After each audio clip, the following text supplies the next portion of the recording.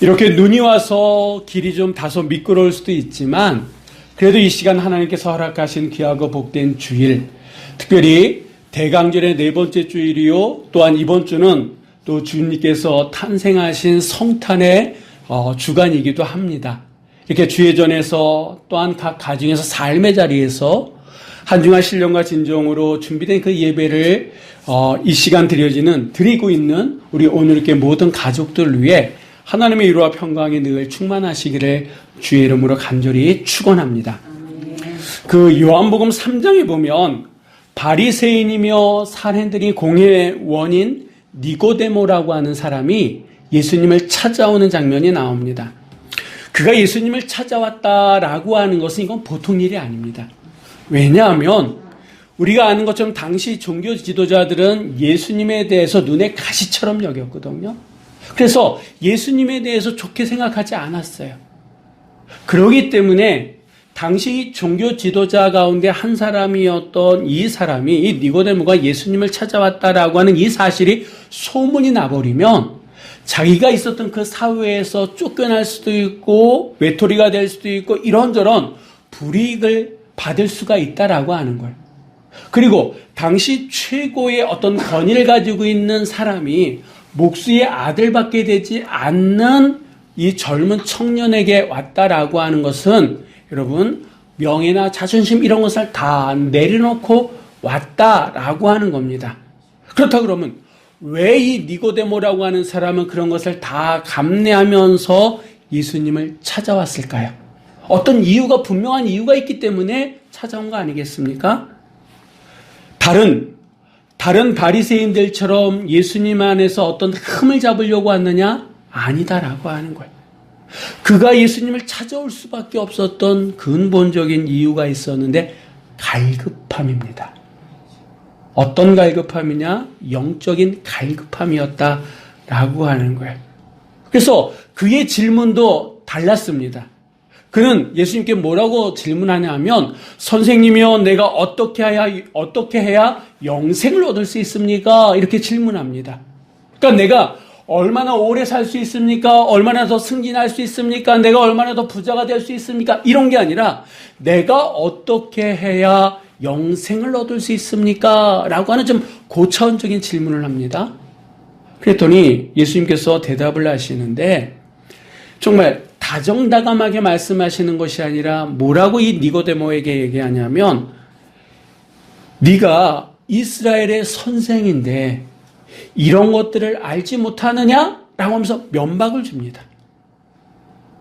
그러니까 이 니고데모는 자기가 이런 질문을 하면 예수님께서 이렇게 반응하시겠지라고 나름대로 생각했을지 모릅니다만, 근데 전혀 의외의 반응을 하셨다라고 하는, 네가 사람들 앞에 선생이라고 그렇게 하고 다니는데 이 정도 몰라? 라고 면박을 주셨다라고 하는 거예요.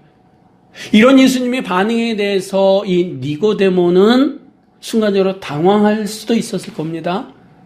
그리고 내가 이런 취급받으려고 여기 왔냐? 라고 할 수도 있었을 텐데 그는 전혀 그렇지 않았다라고 하는 거예요. 지금 이 니고데모뿐만 아니라 주변에 베드로를 비롯해서 예수님의 12제자뿐만 아니라 주변에 있는 사람들이 이 상황을 지금 이렇게 호기심을 가지고 지켜보고 있는데 다른 사람들도 상당히 무안했을 거다라고 하는 거예요. 근데 성경의 이 흐름을 보면요, 이 니고데모라고 하는 사람이 정말 큰 그릇이었던 것 같습니다. 자기 자신에 대해서 이렇게 면박을 주는 예수님에 대해서 전혀 불쾌하게 여기지 않았다라고 하는 거예요. 나중에 보면 다른 바리새인들이 예수님에 대해서 고난 이렇게 막 힘들고 어렵게 할 때 이 니고데모는요, 예수님 편에 서서 예수님을 변호합니다. 그리고 더 나중에 보면 예수님께서 십자가에서 달려 돌아가시고 난 다음에 아리마대 요셉과 함께 예수님의 장례를 준비했던 사람이 이 니고데모였다라고 하는 거예요. 그렇다 그러면 다시 한번 여러분에게 질문 한번 드리겠습니다. 왜 니고데모는 이렇게까지 주님에 대해서 최선을 다했을까요? 그냥이라고 하는 대답하기에는 그가 어떻게 보면 결단 이게 너무 크다라고 하는 거예요. 아까도 말씀드렸던 것처럼 목마름이다라고 하는 거예요. 영적 갈증이다라고 하는 거예요. 그에게는 너무 목말랐다라고 하는 거예요. 예수님을 만났던 사람들을, 그리고 예수님을 만나서 변화했던 사람들을 보면 하나같이 다 목말라 했던 사람들이다라고 하는 거예요. 여러분, 이 시간 우리가 주의 성전에서 각 가정에서 지금 예배를 드리고 있습니다. 예배를 드리고 있는 우리 안에 이 니고데모처럼, 아니 어떻게 보면 니고데모보다 더한 영적 갈급함이, 영적 목마름이 우리 안에 있어서 이 시간 말씀을 통해서, 이 예배를 통해서 그 영적 갈급함이 채워지는 하나님의 은혜가 있으시기를 주의 이름으로 간절히 축원합니다. 오늘은 앞에서 보시는 것처럼 앞에 4개의 초의 불이 다 들어왔습니다. 이제 돌아오는 토요일이 되면 가운데 흰색 초의 촛불이 켜지겠죠? 이 하나하나의 의미가 있다고 말씀드렸고, 이 4번째 초의 의미는 사랑입니다. 여러분, 이 사랑이다라고 하는 것은 주님께서 이 땅에 왜 오셨느냐라고 하는 그 이유가 고스란히 표현되어져 있다라고 하는 거예요. 하나님께서 우리를 사랑하신다라고 하는 것을 몸소 보여주시기 위해서 주님께서 이 땅에 오셨다라고 하는 거예요. 그 2000년 전이나 지금이나 우리에게 필요한 것은 무엇이냐? 사랑이다라고 하는 거예요. 하나님의 절대적인 사랑, 끊을 수도 변하지도 않는 그 사랑, 그 사랑을 보여주시기 위해서 이 땅에 주님께서 오셨다라고 하는 거예요. 이 성탄 안에는요, 우리를 향한, 하나님이 우리를 향한 그 사랑이 얼마나 큰지가 고스란히 성탄이라고 하는 그 속에 녹아져 있음을 여러분 믿으시기 바랍니다. 성탄에는 우리를 향한 하나님의 끊을 수 없는, 끊임이 없는, 변함이 없는 그 사랑이 담겨져 있는데, 오늘 본문에도 그 이야기가 고스란히 녹아져 있습니다. 자, 그러면 오늘 이 본문 말씀을 통해서 우리는요, 예수님이, 아니 하나님이 우리를 어느 정도로 사랑하셨는지, 그리고 그 사랑을 아는 자들은 어떠한 삶의 모습으로 나타나야 되는지, 그리고 이번 성탄이 우리에게 있어서 어떤 성탄이 되어줘야 되는지를 오늘 이 로마서 8장은 우리에게 말씀해 주고 있는데, 이 로마서 8장이 사도 바울의 고백이 이 시간 우리 모두들의 고백이 되시기를 주의 이름으로 부탁을 드립니다. 자, 우리 한번 32절 말씀을 한번 다 같이 읽어보도록 하겠습니다. 자기 아들을 아끼지 아니하시고 우리 모든 사람을 위하여 내주신 이가 어찌 그 아들과 함께 모든 것을 우리에게 주시지 아니하겠느냐. 아멘. 아멘. 이 사도 바울은 하나님에 대해서 이 32절에 뭐라고 말씀하고 있냐면, 자기 아들을 아끼지 아니하시고 모든 사람을 위해서 자기 아들을 내어주시는 분, 이렇게 설명하고 있습니다. 그리고 이 설명에 덧붙여가지고 아들과 함께 모든 것을 우리에게 주신 분으로 사도 바울은 하나님을 정의하고 있다라고 하는 거예요. 이 자기 아들이 누굽니까? 바로 독생자 예수 그리스도다라고 하는 거예요. 이 자기 아들을 내어주셨다라고 하는 이 얘기는요, 독생자 예수 그리스도, 하나님이 가장 아끼신 것을 내어주셨다라고 하는 거예요. 하나님에게 있어서 가장 소중하고 가장 귀한 것을 포기하셨다라고 하는 그런 의미다라고 하는 거예요.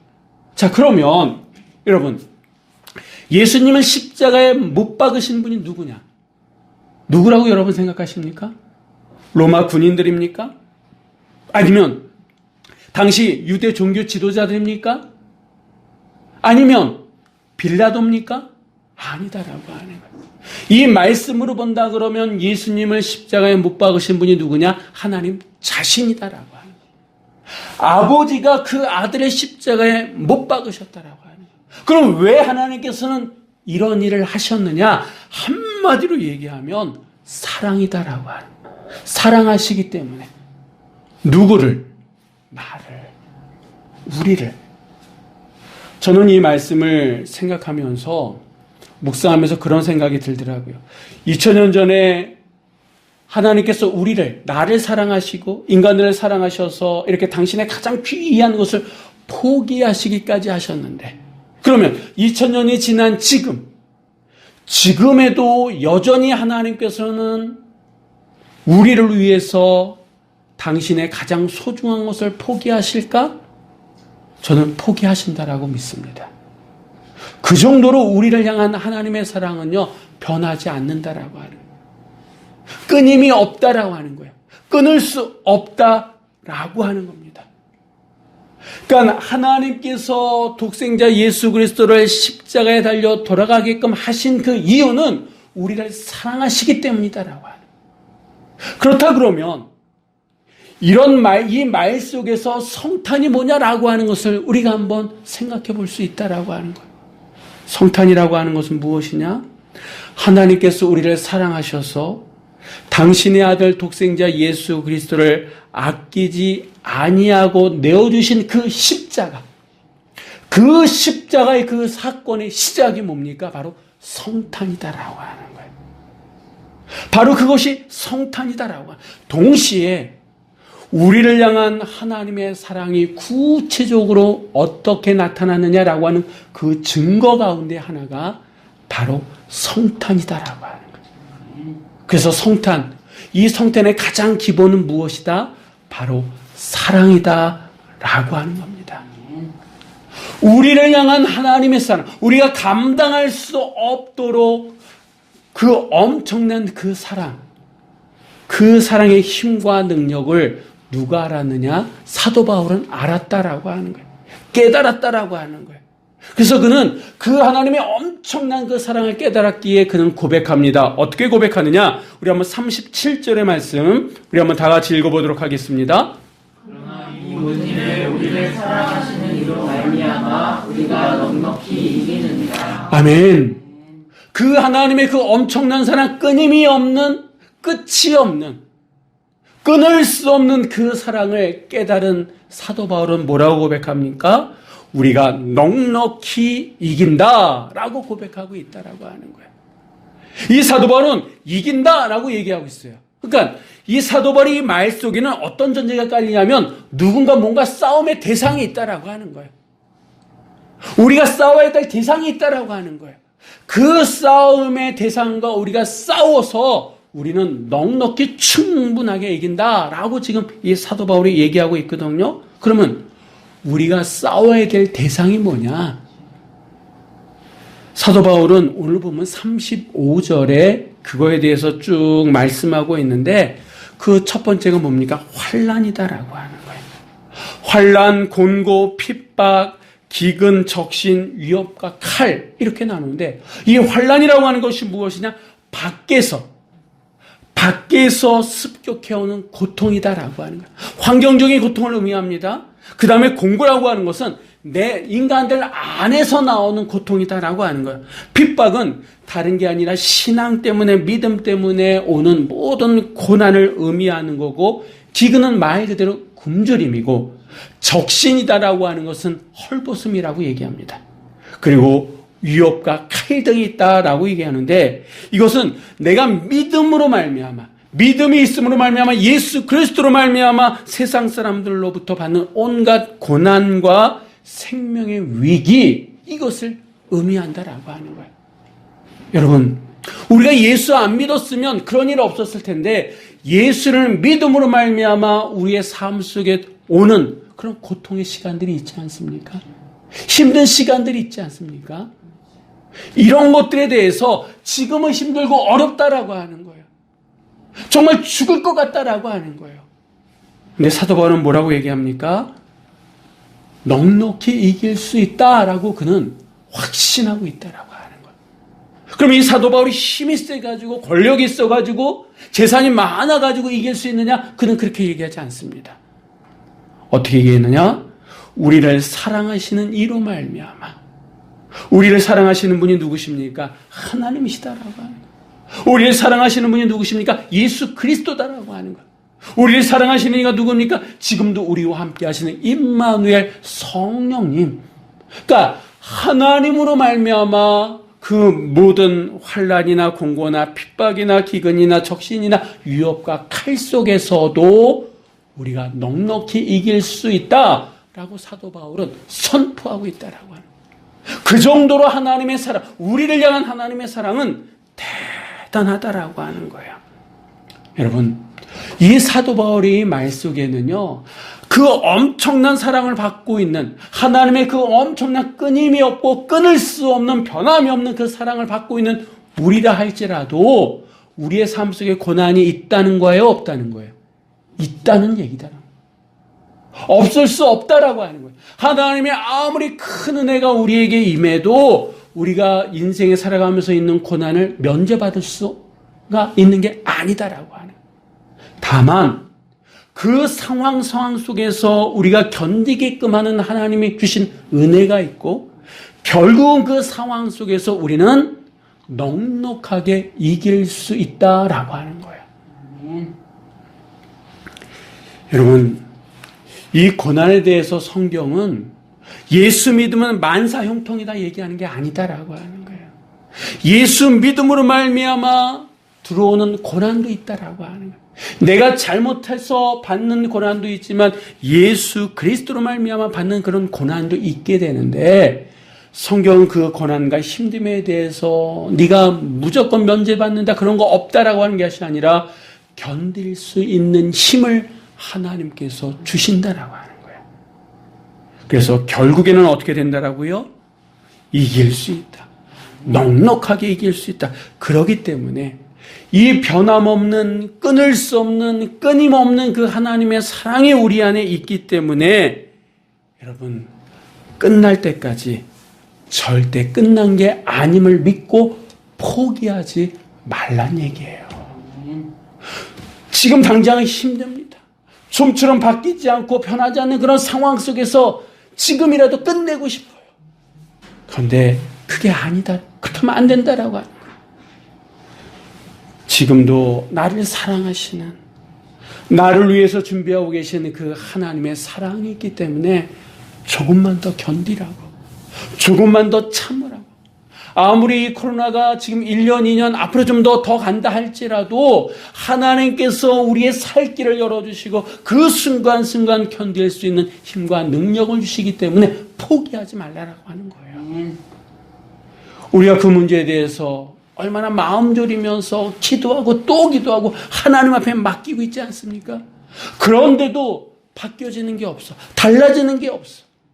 그래도 포기하지 말고 우리를 사랑하시는 이로 말미암아 우리가 넉넉히 이기게 됨을 여러분 믿으시기 바랍니다. 그래서 내 마음이 무너질 때 어떻게 됩니까? 다시 붙들어야 된다라고 하는 거예요. 다시 하나님 앞에 나가야 된다라고 하는 거예요. 다시 주님 앞에 기도하면서 하나님, 내 마음이 이렇게 무너져 내리고 있습니다. 나를 다시 구원해 주실 분은 오직 여호와 하나님의 사랑에 붙들어 주실 때 나는 다시 일어나게 될 줄 믿습니다 라고 고백해야 될 줄 믿습니다.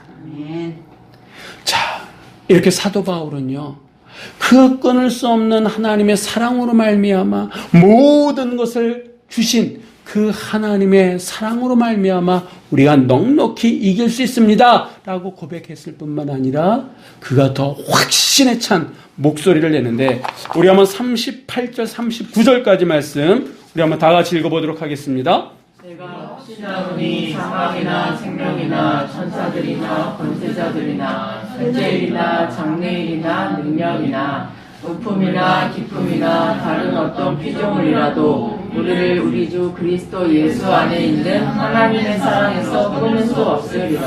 아멘. 아멘. 오늘 우리가 읽은 이 31절로 39절 말씀의 내용을 보면 이렇습니다. 31절에 쭉 보니까 누가 우리를 대적하리요? 라고 이 사도 바울이 고백합니다. 그러면서 그가 대답합니다. 우리가 넉넉히 이길 수 있다. 그리고 이 말씀과 함께 이제 뭐라고 얘기하냐면 내가 확신하노니 라고 그는 이 말씀을 끝맺는다라고 하는 거예요. 이 사도 바울이 확신하는 게 무엇입니까? 모든 고난이, 모든 힘듦이 끝났다? 아니다라고 하는 거예요. 아직 그 고난과 그런 일들은 아직도 있다라고 하는 거예요.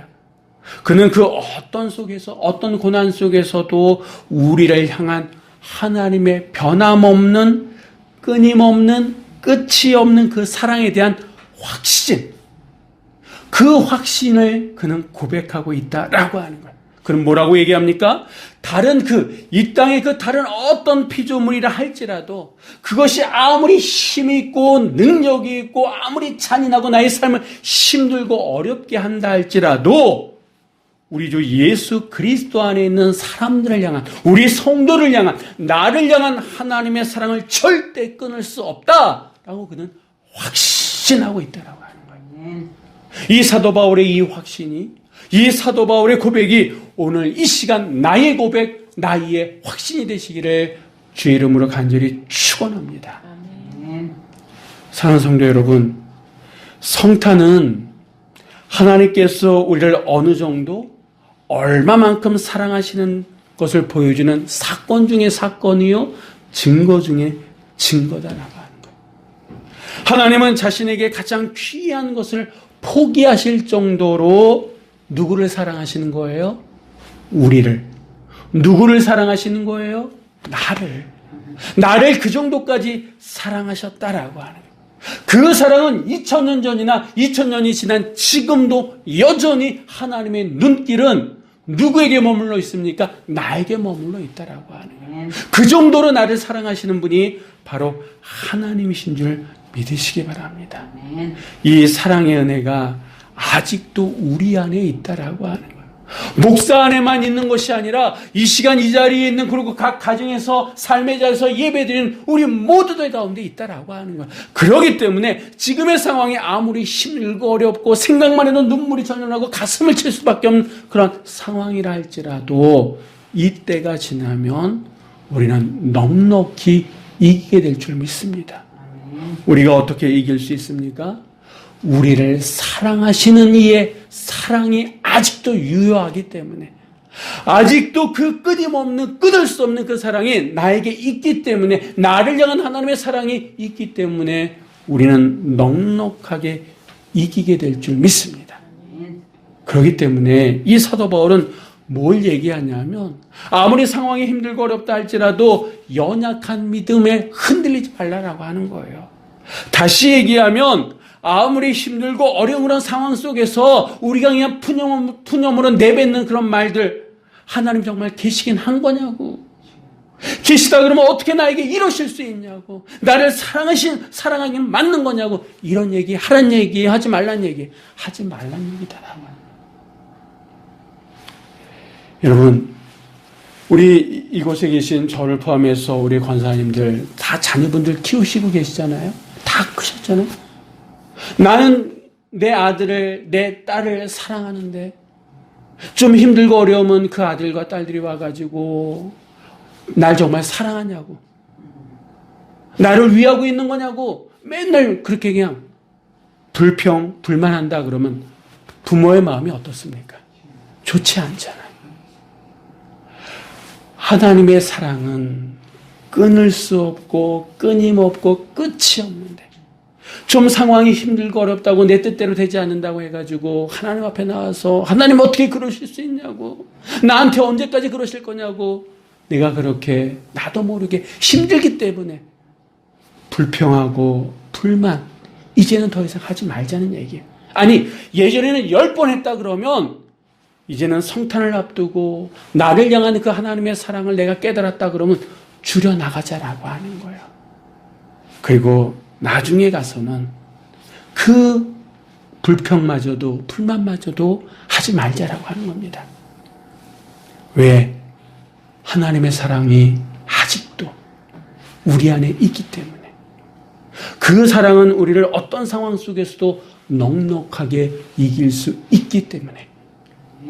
여러분, 계속해서 말씀드리고 있습니다만 2000년 전에 그 첫 번째 성탄은요, 우리를 사랑하시는 그 하나님께서 독생자 예수 그리스도를 이 땅에 보내주시면서 우리를 향한 그 사랑을 보여주신 사랑이다라고 하는 거예요.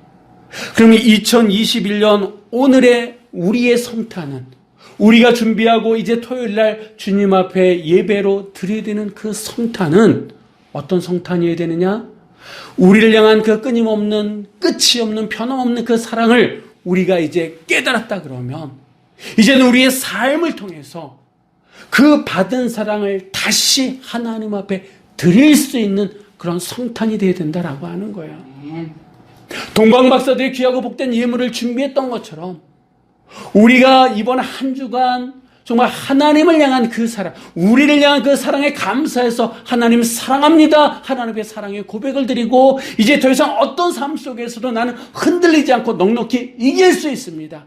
그 어떤 피조물이라 할지라도 우리를 향한 하나님의 사랑을 끊을 수 없습니다라고 하는 이 확신의 고백으로 하나님 앞에 나아갈 때에 하나님께서는 우리에게 우리가 하나님을 향해서 드리는 그 사랑을 어떤 것보다도 귀하게 여기실 줄 믿으시기 바랍니다.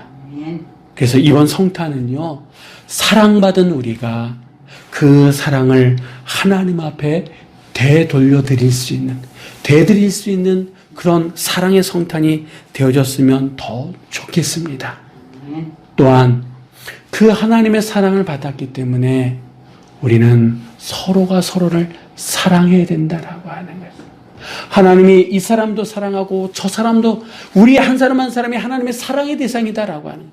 그렇기 때문에 나 또한 내 옆에 있는 권사님, 내 옆에 있는 집사님, 내 옆에 있는 아들, 내 옆에 있는 딸, 내 옆에 있는 며느리, 한 손자, 손녀, 한 사람 한 사람을 사랑의 눈으로 품어주고 감싸주고 하나가 될 때에 그 모습을 통해서 하나님께서 기뻐하심을 믿으시고 이번 한 주간 어느 때보다도 많은 사랑을 그 베품으로 말미암아 하나님께 그 사랑을 드릴 수 있는 우리 모두가 되시기를 주의 이름으로 간절히 축원합니다. 기도하시겠습니다.